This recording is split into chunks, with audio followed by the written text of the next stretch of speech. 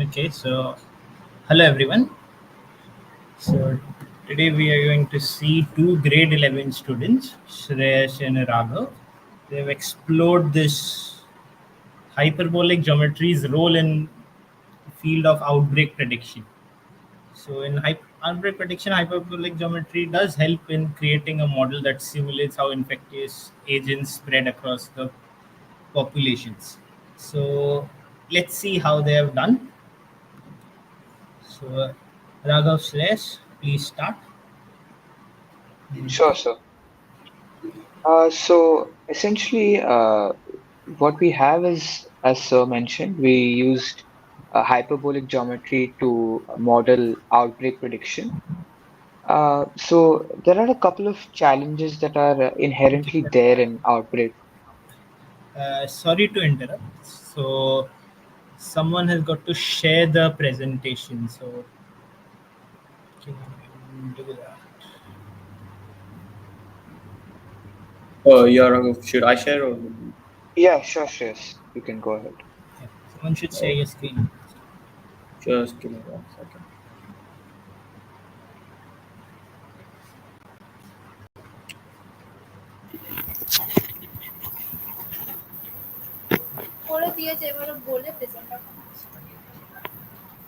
All right. Hello. Hello, everyone. I hope I'm audible, right? Yeah. Yeah. Okay. So, I'm going to share the presentation from my side, okay? And then Shaif sir and Muskan ma'am can take over. Oh, okay. So I'll Okay. stop sharing. Yeah, you can stop sharing. I'll present my screen.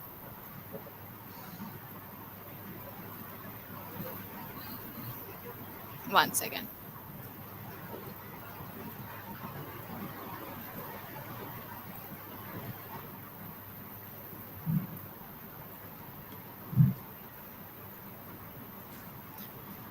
Okay. Okay. I So, believe my screen is visible.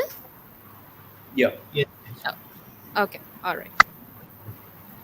Okay, Raghav. So, please explain what you have done. So, Yeah, sure, sir. So yeah, we used hyperbolic geometry to predict outbreaks and to create models for outbreaks. So yeah, that's essentially what we've done. So next slide. Yeah. So this is what we'll be going over today, and yeah, let's start right at the beginning, the introduction. So next slide. So there are always inherent challenges in outbreak prediction because there are always irregularities in population structures and social interactions, right? How people are spread out in a given area. Traditional models like the SIR model, that stands for Susceptible, Infected, and Recovered, they've played an important role in understanding how to model these epidemics. However, they often assume homogeneity, which means that each individual in the population has an equal likelihood of interacting with every other individual. And this does not accurately reflect real life, where there are far more complex interactions and clustering effects that are occurring that influence the spread of diseases. So this can lead to inaccuracies in the model, and that's essentially what we wanted to target with our research. Next slide. So instead of using traditional models, we thought of using hyperbolic geometry.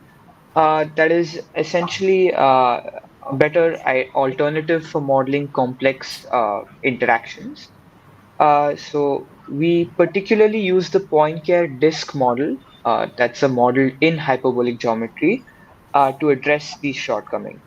Now, the main advantage of using hyperbolic geometry is that distances between points grow exponentially as one moves away from the center of the disk.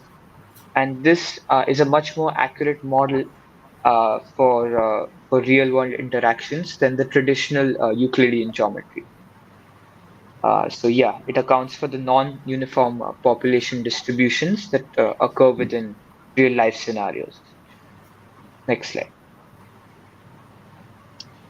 So, in particular, we can see how these key nodes, or the densely connected areas, serve as epicenters for disease transmission. So the effects of homogeneity are essentially nullified. These key nodes are located at the center of the disk, where the hyperbolic distances are a lot less, so they're a lot closer together.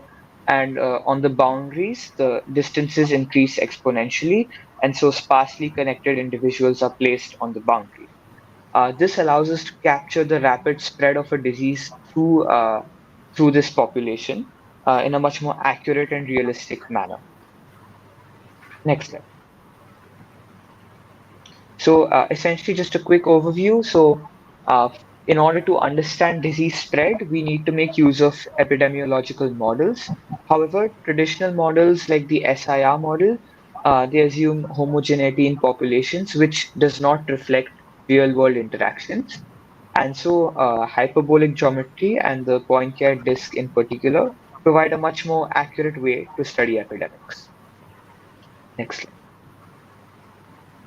So, through our paper, we tried to develop an outbreak prediction model using the Poincaré disk and simulate realistic epidemic spreads.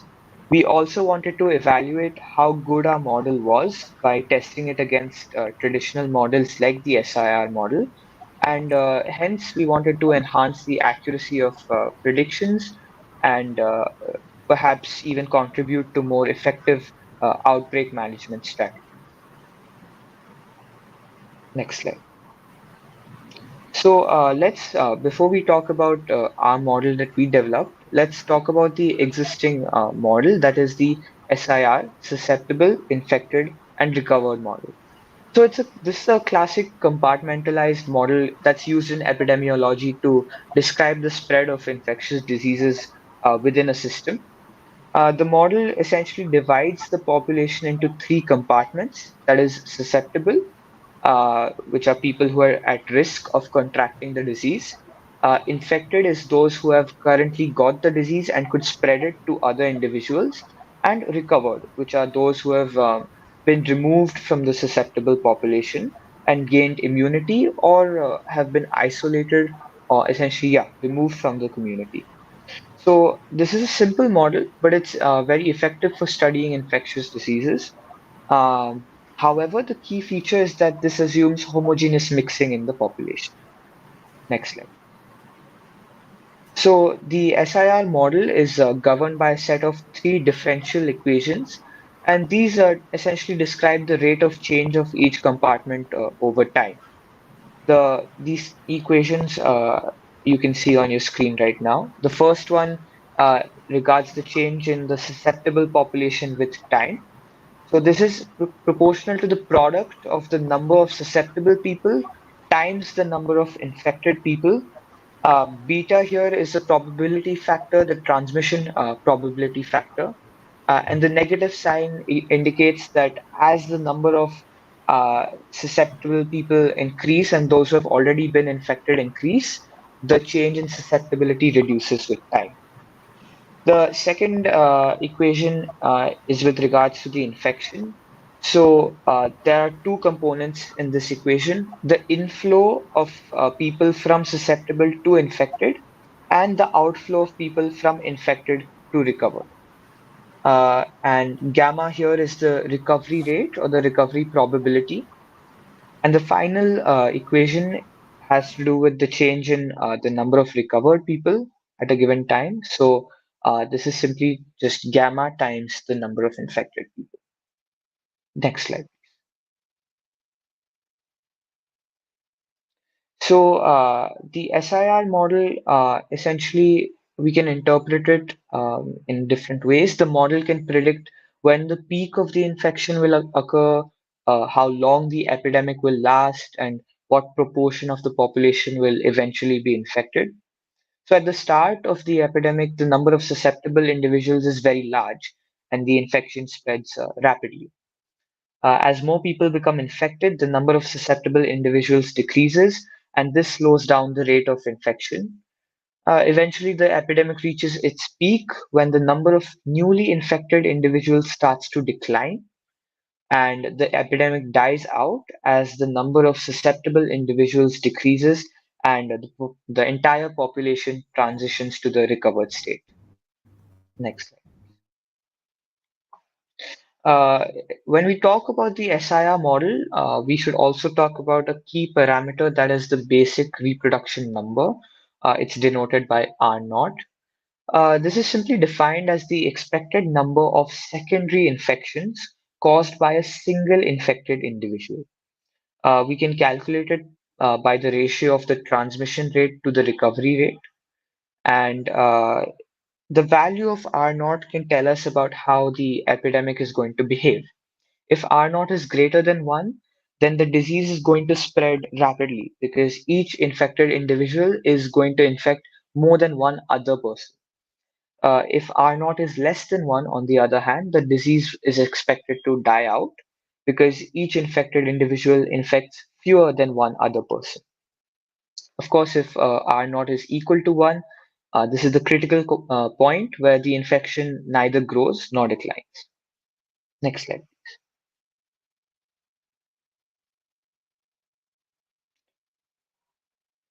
So, what are then the limitations of the SIR model?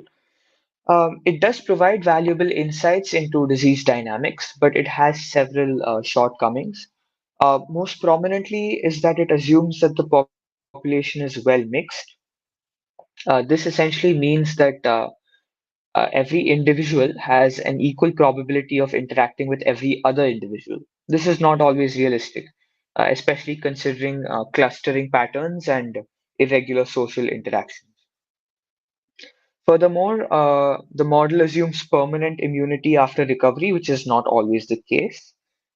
And it also does not account for factors such as birth, death, or migration, which all affect the spread of the disease. So, this is where hyperbolic geometry comes into the picture.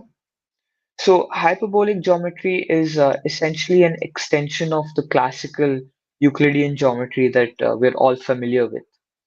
Uh, Euclidean geometry follows the parallel postulate that states that given a line and a point not on the line, there is at most one line through that point which is parallel to the given line. Now, hyperbolic geometry does not follow this postulate, which means that there may be multiple lines through a given point that are parallel to a given line. Um, uh, the most helpful thing about hyperbolic geometry is that distances grow exponentially as one moves away from the center. And so this allows us to more accurately represent real world interactions. Next slide. One of these hyperbolic geometry models is the upper half plane model. So it's quite simply defined as the upper half of the complex plane. And the metric in the upper half plane model is given by the equation dx square plus dy square upon y square. Next slide. We can also calculate the upper half plane distance between 2 points using the formula you can see on your screen. Right. Next slide. Uh, the model that we actually used in our research was the Poincaré disk model. And this represents hyperbolic space in the unit disk of the complex plane. So you can see it's defined as the set of complex numbers with the modulus of the number less than 1. The metric is given by the formula for dx square plus dy square on 1 minus x square minus y square, the whole square. Next slide. And we can also calculate the distance between 2 points in the Poincare disk using this formula. Now, what's key to note is that hyperbolic distance increases exponentially near the boundary. So even if the Euclidean distance, the conventional Euclidean distance between points remains small, the hyperbolic distance tends towards infinity. This helps us to better model the irregular and clustered nature of real-world interactions. Next slide. So let's also talk a little bit about the geodesics in the hyperbolic geometry. So in hyperbolic geometry, a geodesic is nothing but the shortest path between 2 points. So this is similar to what we have in Euclidean geometry. The straight line is the shortest path. Over here, we term it as a geodesic, right? And so in the upper half plane model, the geodesic can be either a half circle that's orthogonal to the x-axis or a straight vertical line that's perpendicular to the x-axis. Next slide. In the Poincaré disk model, on the other hand, we have circular arcs that are perpendicular to the boundary of the unit disk or Euclidean diameters of the unit disk. What are a couple of properties of hyperbolic geodesics? Well, they are invariant under Mobius transformations. Mobius transformations are of the form Az plus B over Cz plus D, where Z is a complex number. And also that hyperbolic geodesic, the distance increases exponentially near the boundary. Now I'll be handing it over to Shreyas, who's going to take us through how we actually implemented these models in our research. So, Shreyas, go ahead. Yeah. So okay, we've used the Poincaré disk model. So this model considers the spread of disease in a population where people are nodes in a Poincaré disk. So the Poincaré disk is a model of the upper half plane in hyperbolic geometry, where 2 points inside the unit disk represent nodes, and the distance between any two nodes is calculated using the distance formula. Next slide. So the probability of disease transmission between two nodes on the Poincare disk is 1 over 1 plus e to the alpha brackets d minus beta, where d is hyperbolic distance between nodes A and B. Alpha controls the steepness of transition, and beta represents the threshold distance where transmission becomes more likely. So the parameters alpha and beta are estimated using maximum likelihood estimators, and the data on disease transmission and corresponding distances are used to fit the model. So we simulated the first wave of COVID-19 in India from August 31st, 2020 to January 1st, 2021, which is 18 weeks. And then we compared the results between the SIR model and the Poincaré model to see the accuracy. So the week one simulation, as you can see, the transmission probability starts out high, but as hyperbolic distance increases, the probability of transmission decreases exponentially fast.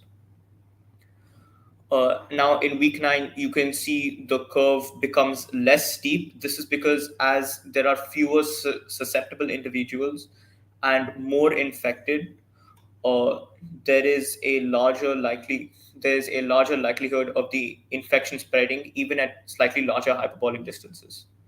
And then in week 18 as well, it flattens slightly more because of the larger amount of infected individuals. So this shows how, as the hyperbolic distance increases, um, as the amount of infected people increases, the hyperbolic distance becomes less and less important as more and more people are more likely to get infected. So the test was conducted over 18 time steps, representing 18 weeks. So August 31st, 2020 to Jan 1st, 2021. So the initial data was taken based on the number of infected individuals per 1,000 Indians. And then 1,000 random points were simulated on a Poincaré disk. And during each time step, the model was used to create a simulation of the next time step and how it was spread throughout each time step. So the simulation modeled, yeah, okay. So then the probability of transmission between two individuals decreased exponentially, as Raghav had already explained, when the hyperbolic distance between them increases. So what this does is it accounts for clustering, as if people are very close or closer to the center, those key nodes are exponentially more likely to infect each other. but the irregularity of distance on the Poincaré disk prevents homogeneity, which was a big issue in the regular SIR model. Next slide. So, week one, transmission probability is high for small hyperbolic distances, rapidly decaying for larger distances. So, the outbreak is very localized within the central key nodes, but as more individuals become infected, transmission curve shifts. So, transmission occurs slightly more over larger distances. And by week 18, the infection is very widespread, and the transmission curve flattens further. So, while it is still incredibly significant transmission at smaller distances, the decay rate of transmission is significantly more gradual than week one. So, this suggests that disease spreads to a greater extent over time, affecting individuals who are further apart in terms of hypothesis. So, the parameters alpha and beta represent the dynamics of disease transmission. Beta parameter remains constant at 0.01, which is the baseline transmission probability for individuals in close proximity. This is the chance at which someone will infect someone else. And obviously, this is constant based on the disease, not on hyperbolic distance. And alpha controls the decay of transmission probability with increasing hyperbolic distance. So, this parameter shows dynamic behavior over time. And we calculated alpha throughout the weeks, which started very high at 91.2, so it's rapid decay of transmission probability, and then significantly lower down to 42.7 by week 18, with slower decay indicating easier transmission over larger distances.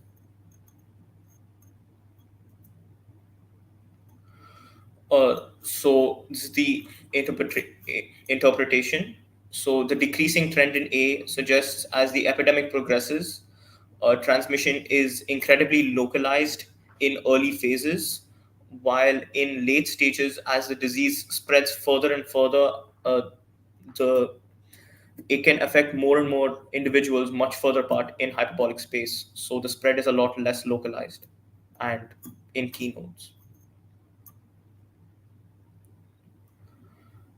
So transmission probability versus hyperbolic distance. Probability decreases exponentially, as we've already explained. It decreases exponentially as hyperbolic distance increases, and this reflects how closely connected clusters of individuals transmit the disease more easily. So how smaller groups will be infected much faster than larger communities, but as the rate of infection or as time increases, uh, everyone will get the disease in an epidemic. Next. Next slide.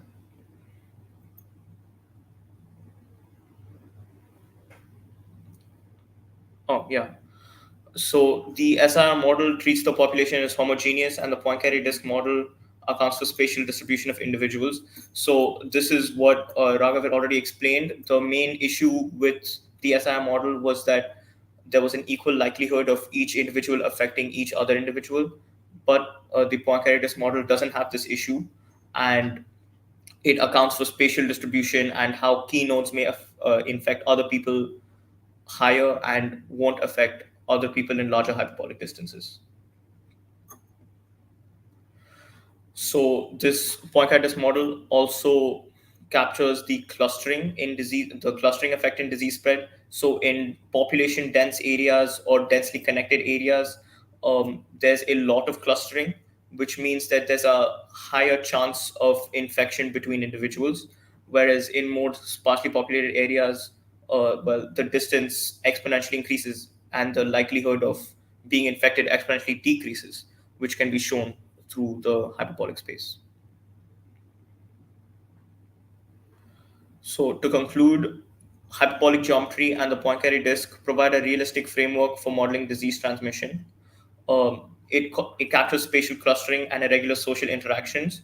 So it solves the key issue with the SIR model, and it highlights the importance of incorporating spatial factors into epidemic modeling. So in future work, we need to incorporate additional factors like mobility, intervention, methods such as like vaccination or travel and how that affects infection rates.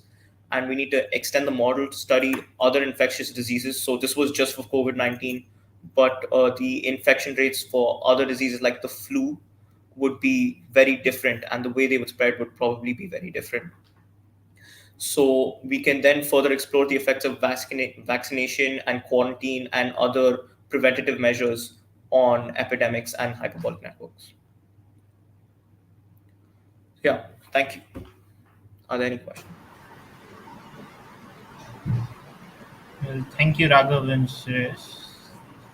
So this insight shown by you young students in studying hyperbolic geometry and applying it to real life outbreak prediction, this is truly impressive. So this work does demonstrate not only a deep understanding of complex mathematical concepts, but a remarkable ability to bridge theory with practical applications.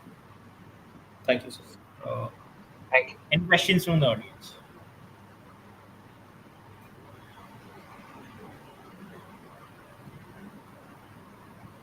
So, Kalinga, you have texted that you have a question. So, can you please post your question, Kalinga Pradhan?